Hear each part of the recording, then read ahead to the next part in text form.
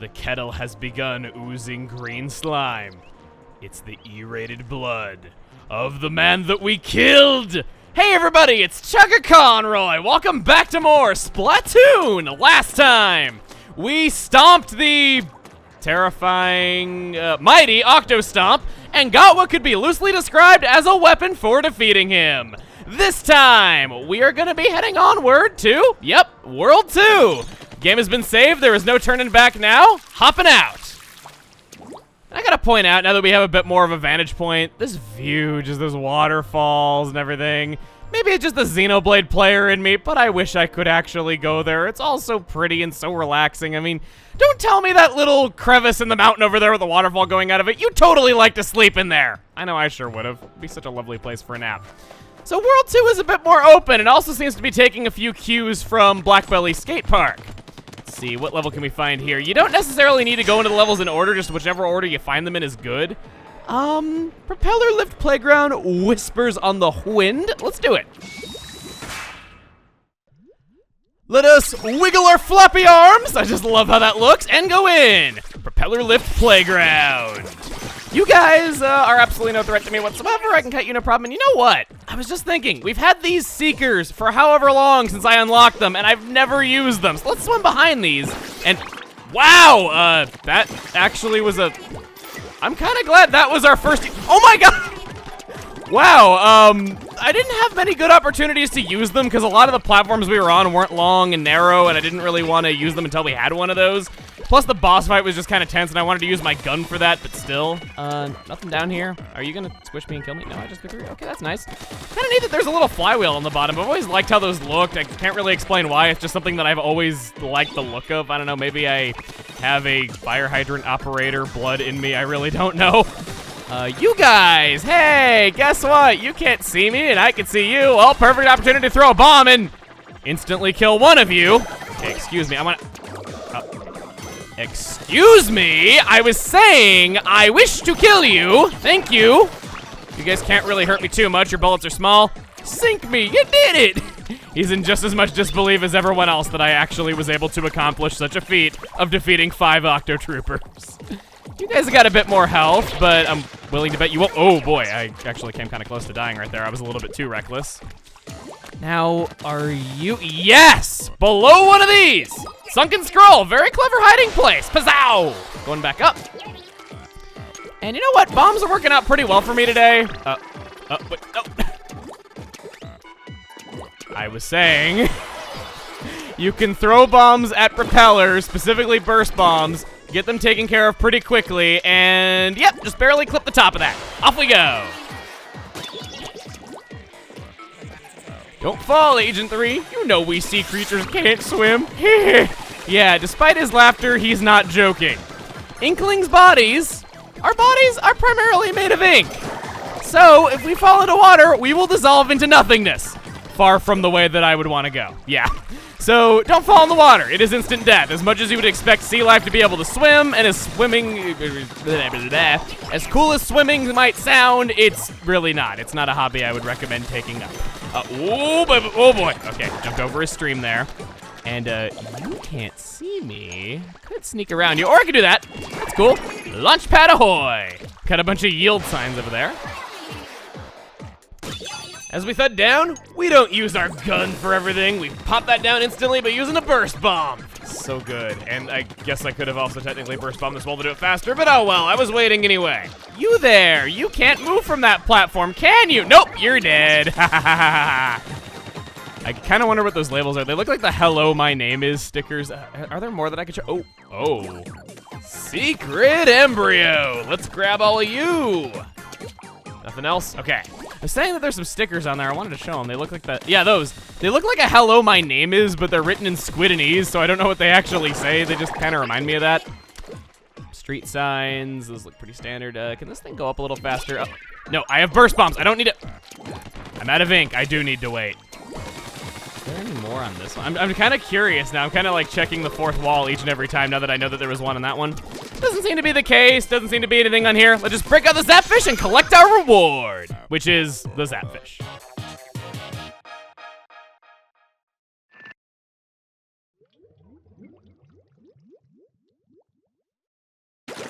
That's that in Cap'n Cuttlefish? Okay, we'll save it for a minute.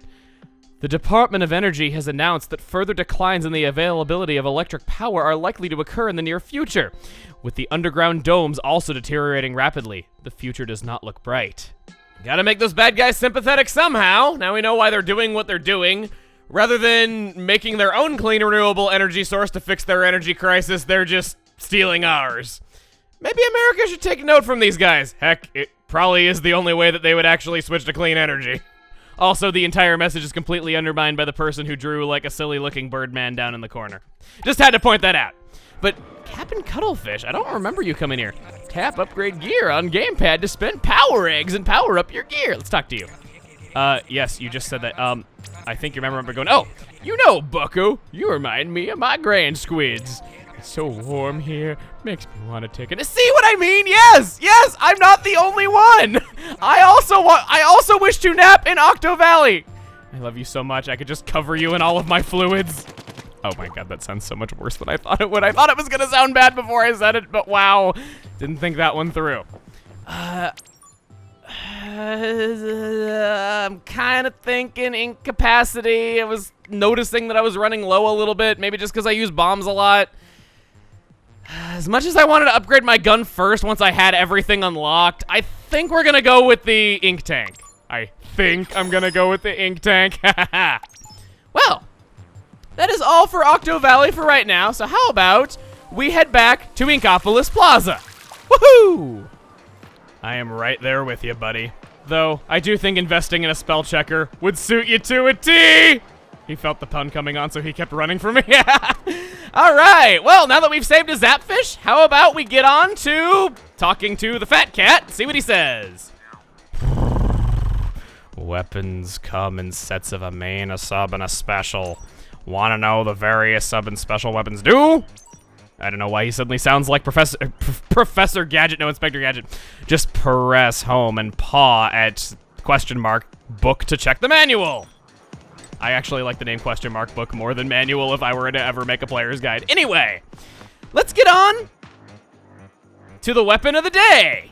It's time for our first charger, the Splat Charger. That's a very redundant way of wording it. True to their name, chargers can, well, charge their shots. This is one of the traditional sniper rifles of Splatoon and the basic balanced one that all the others are compared to. Charging a shot with it improves both range and damage, but reduces player movement speed. The movement speed while charging is determined by the mobility stat, a stat limited to this weapon class. The charge is lost when turning into a squid, and it also takes longer if done in the air, making jumping a lot more punishable. Because of this, you'll want to fight from a safe distance away, either up on a high perch, or acting as support on the ground to a teammate from behind. Your shots will give them both mobility, and also will help to pick off enemies that would have gotten to them while they're keeping enemies away from you by being on the front lines. When taking aim, the laser aim assist is visible to everyone in the match, which can be either a blessing or a curse. On one hand, it can scare the enemy into doing something you want if they're allowed to see it when you want them to. But on the other hand, it gives away the sniper's position no matter what. Generally, you'll want to have a full charge ready to go, aim at the ground or barely around a corner, and then take aim after an enemy appears within your range. Remember that all Inklings are right-handed, so right-handed corners can be peeked around quicker and without exposing more of your character. This is true of shooters as well, but it's especially helpful when sniping. Also, when aiming with chargers, there's a difference between aiming and shot leading because your shots are traveling so far. If an enemy's movement is predictable, shoot where they're going to be when the shot gets there. Another option when aiming is by just simply using a warning shot, that while it'll miss, it'll cut off the enemy's escape for a few seconds with a long narrow trail of ink, and that allows their movement to become predictable while they're trying to get away. This all takes practice, and I can definitely attest that it takes a bit of a steady hand, so try playing with the sensitivity options to get your desired results. In most other games, snipers are strictly about getting kills and pressuring the enemy away from areas the team doesn't want them in. And that might be true here, but Splatoon is not any other game. They also create long, narrow pathways, making them surprisingly helpful in the way of covering turf and getting the team to the battle quickly at the start of the match. It also helps lone wolf snipers in preparing an escape route ahead of time if it's necessary to retreat later on. Another angle to think about sniping from that's unique to Splatoon is that you're usually dying the least due to being so far from the action. This makes you the beacon that everyone wants to jump to so they can get back into the action quickly. Maintaining survival when the team is falling is key to playing the role well and keeping the team in the game. This is especially true in Ranked, where it's not uncommon for the sniper to be the last one alive in a lot of situations, and your death would be the difference in the other team being able to push the objective because it's going to take your team so long to get back to the action. Now, before we get to subs and specials and equipment and all that other stuff I talk about, we can't go over the Splat Charger without also mentioning Splatter Scope. Some snipers will have a scope variant, which have very slightly higher range, slightly lower mobility, and limit visibility to first-person mode when aiming. This means that there are occasional shots technically only possible with the scope variant. It is preference, but in higher level play you're generally going to see the scope version a lot more often, simply because an experienced player is going to know the shots that are possible with a scope and the shots that are not possible without a scope, and use that to their advantage. Because of that, the Splatter Scope is often seen as a counter to the Splat Charger. They also have the same subs, same specials, and even the same special depletion. Since they're essentially the same weapon, I don't think it makes sense to talk about them separately, so anytime there's an instance of this, which there's only actually one more of, I'm going to just be treating them as the same weapon. The sub-weapon on the Splat Charger and Splatter Scope is the Splat Bombs, just because we love redundancy that much. These make up for the lack of short-range play on the main weapon and are a safer way of attacking due to the main weapon's laser not appearing while aiming a bomb.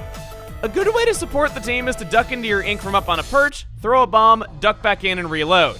This pressures and traps enemies without giving away your position. Bombs can also be thrown straight down, should you need help with a quick getaway, or if you just want to bring someone down with you who's gonna get the kill. The special is Splat Bomb Rush. Even though we've already seen a bomb rush for the burst bombs, it's the first time we're seeing it for the splat bombs, and it actually does differ quite a bit. It lets the user throw unlimited splat bombs for 6 seconds base time just like the other one, but in exchange for these bombs being more powerful, it only allows for a maximum of 11 bombs per use. This is both a really fun special and a really helpful one in the way of getting splats and making the enemy retreat. Though it can be easy to get carried away, not realize the special duration is over, and accidentally use up the ink in your tank by throwing one bomb too many. I might have done this. Once again, might. Despite what one might expect at first glance, since the turf coverage isn't too bad on the main weapon and splat bombs themselves are also going to grant points, your special will come up at least a couple times per game if played well. The set is very well rounded, and those who like the traditional sniper class in other games are likely to get into this, especially on turf wars and in splat zones. For the equipment, I want to give a special mention to Damage Up. Damage Up works very differently on chargers compared to other weapon classes. To reiterate, Damage Up is stackable and it increases damage, but it will never reduce the main weapon's minimum number of hits it takes to go from full health to death. Splat Charger's regular attack always has the potential to one-shot, it's just based on how much you've charged it. So Damage Up will decrease the amount of time it takes to charge up to do 100 damage and get a kill. I recommend just going into training mode with different amounts of Damage Up and testing it out, seeing how much time you actually save on the charge until you find the sweet spot that works for you. And even better than that, with enough Damage Up, a Splatter Scope is able to get a one-hit kill without having to go into first-person mode. For the alternate version of this weapon, we have the Bento Splat Charger and Bento Splatter Scope. I don't know what you're talking about. That's the only one we can unlock just through leveling up. Yeah, so we'll go over that one now. Has the same stats, but it has medium special depletion. Its sub is the Splash Wall. On a Splat Charger, it's a little bit unorthodox again, but not bad. It grants better defensive capabilities, allowing for aiming and shooting safely from behind it. It also serves as a great getaway tool for a sniper, either as something to super jump away from behind, or to throw down while swimming away. An interesting thing about this set is that it's very capable of fighting back against E-leaders when that's normally a big weakness of Splat Chargers. The Splash Wall gives it something to hide behind as it approaches as well. Its special is the Echolocator. In addition to helping the entire team and making your life of aiming and shooting at people a lot easier, oftentimes when people are tagged and they know that there's a sniper nearby, they'll just kind of lay low and hide until it wears off. This is predictable because as soon as it wears off, if you know where their location is, you're likely to know where they're going to try moving next.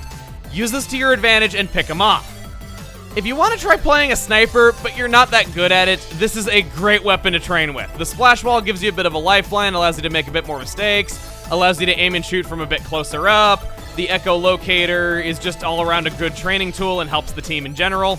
If you're running damage up and tenacity, this is an excellent weapon. And yeah, I do see people play it in high level play, so I'm not going to recommend it only as a training tool, but it does a damn good job as a training tool.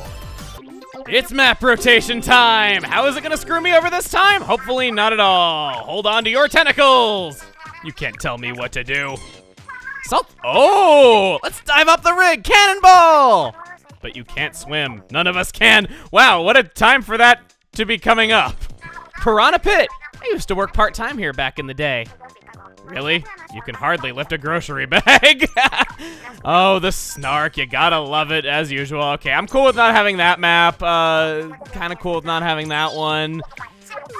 At least for the current weapon that we're gonna be playing. Before we go to battle stations, I think it's time that we talk about the special side feature, the new thing that Splatoon can do for you that we're going to be talking about in this video, just because I like to talk about at least one side thing each time, and it kind of relates to what we're doing. Anyway, enough buffoonery! That's actually very fun to say. I'm discovering a lot of things are X quality to say this time around. We're going to be talking about the fabled options menu! More exciting than it sounds. You can play around with the camera sensitivity, try to find what works for you. Again, you have nothing to lose by going into training mode and playing with the sensitivity in there. If you're going to be playing a shooter or a roller, I'd recommend maybe starting out on +2 and gradually working up, because as you go up, you're technically capable of doing more things if you're used to it. For a sniping weapon, though, lower sensitivity might be the way to go, just so that you can make small adjustments to your shots, and with them being so long range, small adjustments can equate to a lot on the other person's end. So try out different settings, see what works for you. You can also invert the axes of your controls if you're a Star Fox pilot or something like that, but I personally am not really a fan, so I'm not going to do that. You can indeed switch the motion controls to off. I've had a lot of people ask me, hey, you know, I'm kind of not sure I want to get this game. Can you turn the motion controls off? You know, that is a factor there. You can turn them off, but I recommend to any first timer that you at least try out the motion controls for a while before totally discrediting them. I think motion controls have their place in Splatoon. I've been playing with them this entire time, and they're just really great for making small adjustments to your shots that you couldn't make with a stick if you're not super precise with your movements on it. If you are a traditional shooter purist, maybe you do like it better with motion controls off, and there certainly are competitive players that have made it very far with just pure stick controls. So you don't need motion controls. I won't say that you should use them, but I recommend that you at least try them for a little while. As such, I'm going to keep them on. Color lock is something that might not be self-explanatory, but it is something that I think is important no less. I've had a fair few people say, hey, this game looks really fun, but I'm colorblind. I don't think I'd be able to play it, because it's so much based on seeing all the different colors. We got you covered, instead of colored. By turning this on, the colors of ink that you will see on your screen on your end will always be locked to be the same two colors. If you can see the footage that we're going to be seeing here when we get into the fights, you can play this game. Color blindness ain't an excuse anymore. They thought of you. You can choose to display or not display Miiverse posts. Your life might be happier if you don't, but my life is happier if I do. I put up with the occasional bad post so I can see all the wonderful things the creative community has created, and I don't regret it one bit. The last option I'm talking about is Inkling. You can change your character between a boy or a girl anytime you like.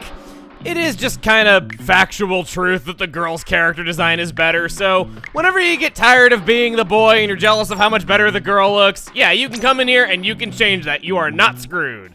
There are various other options you can change, nothing too big, just skin tone, eye color, that's about it. Here's what I decided on. I went with the, playing baseball in the rain look. It looks so ridiculous. It's so dumb. Anyway, I wanted to show how good tenacity is on chargers, so I went with that. I also like ink recovery up quite a lot. Bomb range up's not really gonna do me any good. Went with a little bit of run speed up for some added strafing, and with this much damage up, I will be able to splat in just a little over a 3/4 charge. It's not the greatest setup. In fact, I'm pretty sure a lot of Charger players will tell me it's crap, but I don't personally play Chargers that much, so my equipment pool for it's not quite as good as it typically is. I've decided to go with the bento splat charger. I like both the bento and the vanilla a lot, but in this case, I'm just gonna pick the bento because I like it more. That's just me. I think I'm better off using an echolocator, better off doing all that. As much as I do like bomb rushes, and as much as I do think my bomb game is good, let's just go into it. Let's play. We have our opponents, we have our map, and it's Salt Spray Rig. I've been waiting to talk about this one for a while, because it's kinda not the greatest map in the world. I don't mind playing it, it's just conceptually, it's one of the weirder gimmicks out there. Its main gimmick is that unlike other Splatoon maps that are asymmetrical, this one is just simply symmetrical. In that the spawn points are on the left and the right of a central area. You can see it on the map right now. That kinda sorta doesn't work when all Inklings are right-handed. The side that I'm playing on has an inherent advantage over the other team, as a lot more of our corners are right corners, whereas a lot more of theirs are left corners. When I'm peeking around right here, if I were on the other team, that corner on my side of the map would not be like that. I'd be having to expose a lot more of my body to shoot around it, and it would just inherently put me at a much bigger disadvantage than it would be playing on this side. For that reason, I've seen it argued that this map is not suitable for high-level play or for any sort of competitive scene that maybe might exist someday. But yeah, it's obviously not like a banned stage or anything. It's just something that some people don't like. And hey, wow, that was interesting. Okay, yeah, I should have probably stayed up there. I probably should have been laying more splash walls. Let's do that. My history with Chargers is that for a while I was known for being one of the worst Charger players to ever live. I called myself that, and my friends always hated it whenever I played Chargers, but in time, eventually it was pointed out to me that, wow, that splash wall was atrocious. Yes, it was prophesized by my friends that I would lay down that splash wall and do a terrible job. No. It was pointed out to me that my existing playstyle is already pretty defensive, and that would suit a Charger pretty well. So I just tried playing a Charger a bit more seriously, and I think I'm at least better than I was, so hopefully I'll get a chance to show that off. Also, I gotta say it, sloshing machines. Everyone has that weapon or two that they just can't stand fighting, always get completely bodied by it, and I dislike the Dynamo Roller main as much as the next guy. I think that's a thing that all of us can relate to, but for whatever reason, I can never get used to fighting sloshing machines. Maybe just because I don't understand how to play it that well, but yeah. That guy right there, I used a warning shot to cut off his escape route. I knew he had to be in the blue. I'm a little surprised he didn't super jump away, but yeah, that's a way that you can manipulate people as a sniper. Throwing down a splash ball there so my teammates can use it. That guy's gonna respawn. Yep, saw him off to the right there. He's not going that way, so I think he's gonna drop down over here. Let's get ready to fire. Comes down, yes! I see a lot of people go like, God, how did that sniper hit me while I was jumping down from such a high ledge? If you can get used to the falling speed, it's very predictable. You know it's gonna obey gravity, you know the rate that it's gonna fall at. You can use that to your advantage. It's actually quite easy to make those shots. Sloshing machine. You meet again. Oh! Eat it! I don't care for the way you do your laundry, Billy! I say it like I know him and like that's actually a good insult, but let's go to the center. Oh boy, oh boy. Bit of a rough start. I think I did pretty well. I'm just gonna get up here and roar, because there's nothing else for me to do. I guess there was a little bit of area for me to ink, but I think we got it pretty well with that ink strike anyway. No question that we won that one. Aw, it looks like Judd has little bunny ears. Not too bad, I guess. I think it could have gone a lot worse, all things considered. Got some nice shots in there. 4 kills, 2 deaths. Least amount of turf inked, but it hardly matters when you got a score like that. I think it was pretty good. Now, it would be very nice if I could get Piranha Pit next. Piranha Pit, Piranha Pit! Here we go. Been here for a while now. Glad that I got this map, because it's another interesting one, and this one's not necessarily in a bad way. I enjoy playing this map. Unless I am mistaken, Piranha Pit is the largest area in Splatoon in terms of total surface area to cover. It has not just a big central area, but 2 wings off to the side, and typically whoever controls 2 out of the 3, the wings in the center, is the one to win the game, rather than just whoever has control of the middle like in other maps, so it stands out in that way. This is the ultimate map for if you're not good at fighting, go off to the sides, fill in those areas. They're helpful to the team and will often win the game. You also have those conveyor belts. If you swim with the flow, you'll move a lot faster. Swimming against the flow, you're going to be slowed down by quite a bit, as you would expect. They're a little bit weird in Turf Wars in that whichever side is currently face up when the match is over is what is counted in the score. So it is time consuming to paint all of one of them, and I don't know if I'd really necessarily stop and do that, but just know that it is a little bit luck-based if you don't. What points are awarded for those parts of the map. I'm not really getting much chances to make any shots because my teammates are just that awesome. Wow. Let's play. Yeah, that's what I'm talking about. Playing aggressive. Maybe not. Lay you down. You somehow didn't see me. Oh. No. I think he got away. Yeah, I'm not gonna be able to get him from. Well, I'm gonna go over to the other side. I think maybe I'll get a better shot from there. Those crevices are good places to use the splash wall or. Never mind, that roller can just be too fast for me. Think I'm gonna get over here, get a better vantage point, but no, he's already killed everyone. I'm not gonna be able to get you from here. I wish I could, but nah, just the angle's a little bit too awkward. Speaking of bad places to be, maybe make a little distance. Nope, I'm dead. To an ink brush, no less. Oh, we have one in our team too, and they did out each other. Okay, I'll cover this up. I want to show this sniping perch over this way. That cardboard box right there is such a brilliant piece of terrain. If you can keep the land ink behind you, it's great to just swim backwards. You can duck behind the cardboard box to avoid a lot of shots. There's this other pathway off to the side if you need to get another vantage point. And wow, the way that guy was using his gun, like, it looked really fun. I was like spinning around in circles.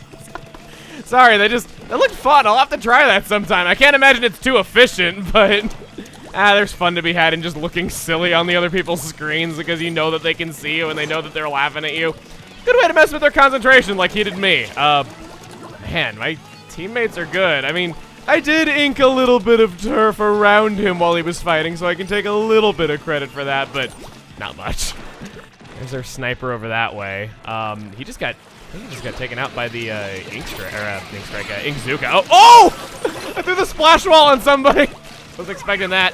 Echolocator helped out my teammate, so okay, yeah, not my best game. I got a lot better shots last time, but I think I contributed all right. I did a few things well. I'm pretty content. But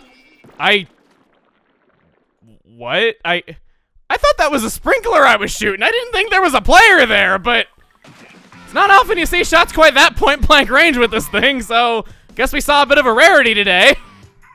1,000-point bonus for winning. That puts me at 3 kills, 1 death. Okay, not the most horrible record in the world. Take my experience, it shall be mine. And now, let's exit and collect our reward from Judd. Aw, I made him depressed by pointing out his spelling mistakes, and now he's just sitting down and sulking. Let's talk to Judd. Mew, your vibe is toasty. Here's a little bonus of 100 coins. Meow, you're krilling it out there, chap. Here's, I didn't think I was gonna get a chance to talk about that quite yet. Yeah.